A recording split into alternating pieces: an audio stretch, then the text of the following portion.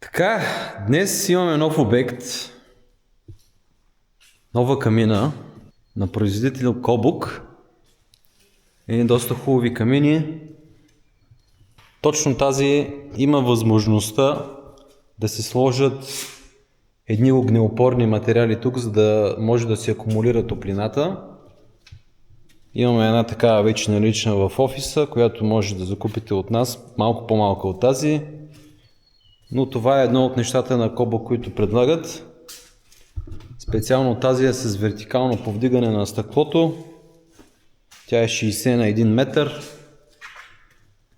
Както при Хокстер и Кобук имат болтове тук и тук, при които трябва да се махнат, за да може да се движи системата за повдигане на стъклото.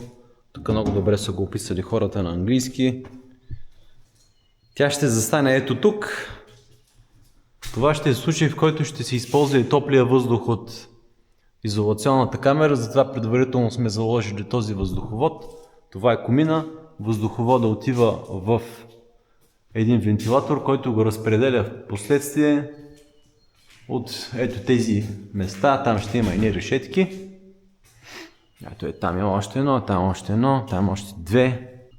В този случай клиента пожела да използваме едни тук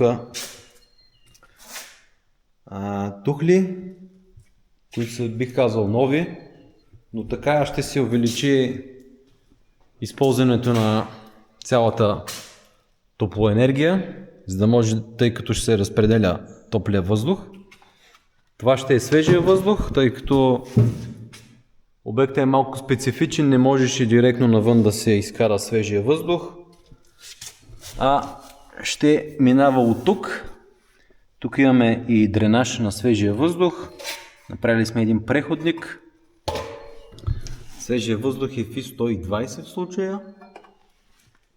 Имаме 200 FI на изходящия димоотвод. А ето как и представлява идейният чертеж на това, което ние ще правим. Това са двата прозореца и това е камината, която е съгласувана вече с клиентите. И ще оставим и достъп до ревизионните отвори на комина. Кобук също имат форма на регулиране на височината с крака, които имат винт и различна позиция, т.е. този крак може да слезе по-надолу, може да се качи по-нагоре. Също така има и възможност свежия въздух да се сложи от двете страни или директно отзад. Дай го нагоре. Нагоре, не на... Когато не духа вятър, го тегли, но когато духа вятър, отвън е страшно. Абсолютно наобратно.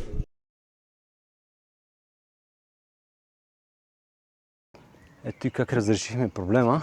Проблема се изразява в това, че като идва вятъра, който това е билото, той прави така, слиза надолу.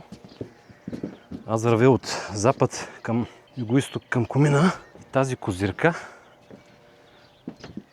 така прави вятъра и прави обратната тяга и решихме тук ситуацията с едно Т-образно съединение и така вятъра не може да направи това движение и да направи обратна тяга и вече камината горивна така не работи идеално.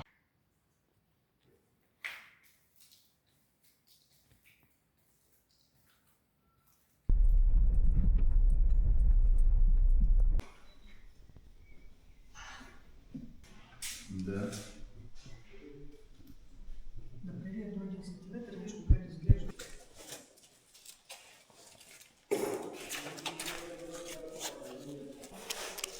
Да.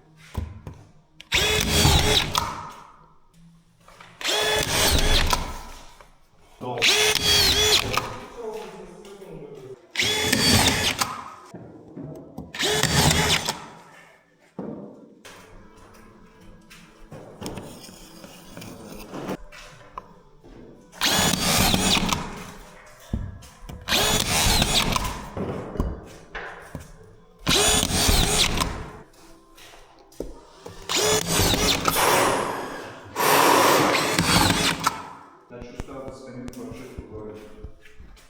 Какво става? Да. Ами, виж, сега няма да сега да ги вземем тези неща.